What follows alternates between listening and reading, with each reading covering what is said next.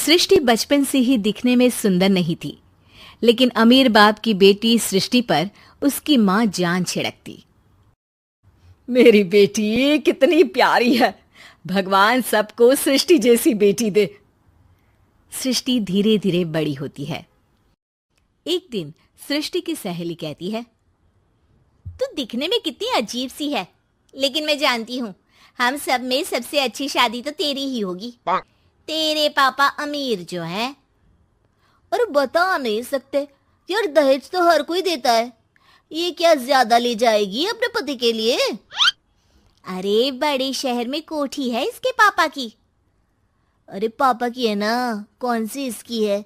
इसकी होती तब तो कोई भी लड़का इससे शादी कर लेता। अरे पापा की मतलब पापा की है तो मेरी ही है ना? किसने कहा? अब तेरी तो तब होगी ना जब तेरा भाई ना हो।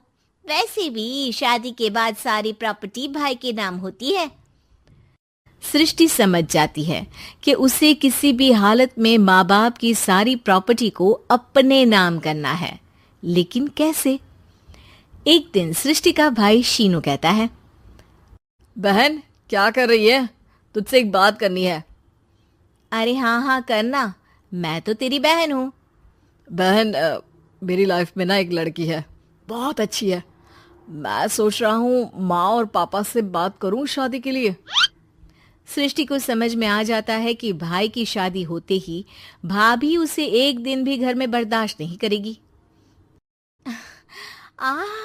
क्या बात है भाई, बताना कौन है वो? यार वो बहुत अच्छी लड़की है, पढ़ी लिखी है, मेरे साथ जॉब भी करती है। बस एक प्रॉब्लम है। प्रॉब्लम? क्या प्रॉब्लम है भाई?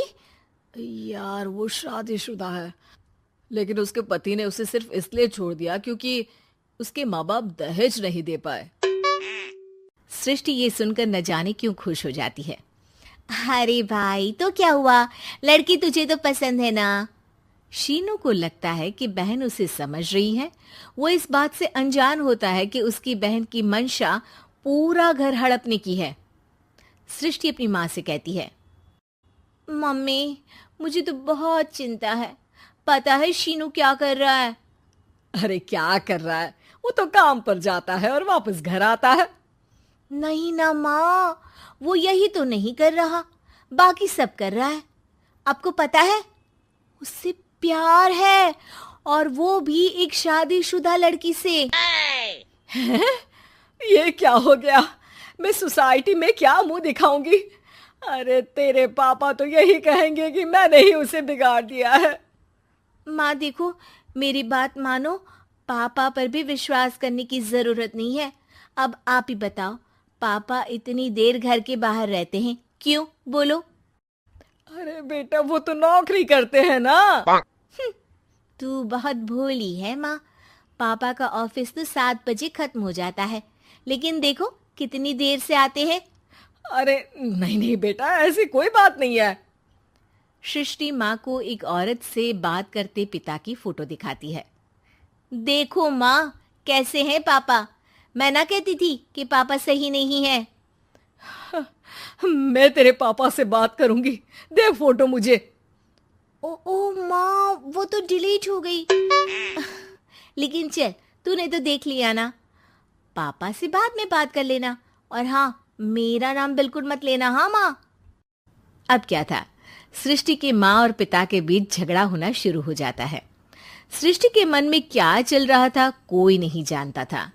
एक दिन, माँ सृष्टि के लिए एक लड़का देखा है, वो लोग शाम को उसे देखने आने वाले हैं। और हाँ माँ, एक खुशखबरी, मैं और पापा मिलकर एक नया बिजनेस ट्राई कर रहे हैं। शाम को लड़का आता है, सांवले रंग का। सृष्टि को तो बिल्कुल भी पसंद नहीं आता। लड़की की माँ कहती है, लड़की का चेहरा तो कोई खास नहीं, लेकिन अगर मेरे बेटे को आप लोग सेटल कर दें तो मैं उसकी शादी आपकी बेटी से करवा दूं। सृष्टि को लड़का बिल्कुल पसंद नहीं था। उसे भाई पर गुस्सा आ जाता है। लड़के वालों के जाने के बाद कहती है, माँ देखा, शीनू मेरे लिए कैसा लड़का लेकर आया। न दिखाने लायक न सुनने लायक, सेटल भी नहीं, वो भी हम करे। अरे माँ, मैं जानती हूँ ये मेरी शादी किसी भी घर में क्यों करवाना चाहता है। अरे कैसी बात कर रही है बहन, तूने तो देखा ना, लड़के को मैंने ही मना कर दिया तुझसे शादी के लिए। जिसने लड़का बताया था उसने उसकी बहुत तारीफ की थी। बात आई गई हो जाती है, लेकिन सृष्टि का मन शांत नहीं होता। क्या करूं, कुछ समझ में नहीं आ रहा।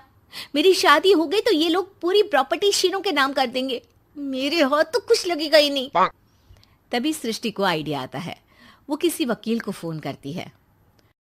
जी देखिए, अगर आपके मम्मी पापा का तलाक हो जाता है तो आपके पिता की आधी प्रॉपर्टी आपकी माँ के नाम हो जाएगी, फिर उसे वो किसी को भी दे सकती है। सृष्टि अब माँ को बेटे के खिलाफ भरती है। माँ, शीनू पर नजर रखा करो, वो जिस लड़की के प्यार में है ना वो शादीशुदा है। यहाँ आएगी, सारा पैसा रुपया जमीन जायदाद सब हड़प लेगी। पापा का भी हाल तुमसे छुपा नहीं है। ऐसा ना हो कि मैं और आप एक दिन सड़क पर भीख मांगे। हे भगवान, मैं तो जीते जी मर जाऊंगी अगर ऐसा हो गया तो। ऐसा हो गया नहीं माँ, ऐसा ही होगा। अभी समय है, आगे का सोच लो। मैं तो कहती हूँ पापा से आधी प्रॉपर्टी लेकर अलग हो जाओ। पापा की आधी प्रॉपर्टी भी हम लोगों को अगर मिल जाती है ना तो अगले 7 जन्म सफल समझो। बेचारी माँ बेटी के कहने पर पति से तलाक लेकर अलग हो जाती है। सृष्टि अब पैसों से गाड़ी और अपने दूसरे महंगे शौक पूरे करने लगी। उसके दोस्त भी उसके पैसे इस्तेमाल करते। सृष्टि, कल तुम कहाँ थी? मैं सारा दिन घर पर अकेली थी। तो मैं क्या करूं? मैंने ठेका तो नहीं लिया है ना तुम्हें संभालने का। माँ को सृष्टि से ये उम्मीद नहीं थी। वो बैठकर रोने लगती है। वहीं उसका पति यानी कि सृष्टि के पिता आ जाते हैं। मैं जानता था कि तुम्हारा यही हाल होगा, तो आपने मुझे रोका क्यों नहीं? मैं रोकता तो तुम रुकती क्या? सृष्टि के कहने पर तुमने मुझ पर अपने बेटे पर शक किया, लेकिन तुम ये भूल गई कि कैसे हम दोनों ने मिलकर जीवन में इतना सब खड़ा किया। माँ पति के गले लग जाती है। मुझे माफ कर दीजिए, मैंने आपकी कमाई का एक बड़ा हिस्सा गवा दिया। कोई बात नहीं, तुम साथ हो तो मैं ऐसी 7 प्रॉपर्टी खड़ी कर दूंगा। तभी वहां सृष्टि आ जाती है रोते हुए। माँ, मयंक ने मुझे छोड़ दिया। वो बोल रहा था जब तक मेरे पास पैसे थे तब तक ही वो मेरे साथ था। पापा, माँ, मुझे माफ कर दीजिए।